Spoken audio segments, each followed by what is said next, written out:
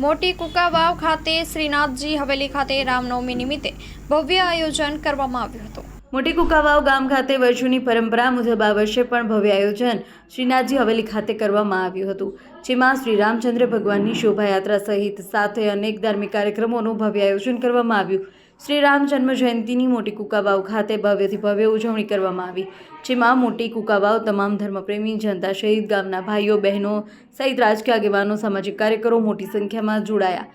તેમજ શ્રીનાથજી હવેલીના ટ્રસ્ટીઓ તરફથી સમસ્ત જાહેર જનતાને ભાવભર્યું આમંત્રણ આપવામાં આવ્યું છે।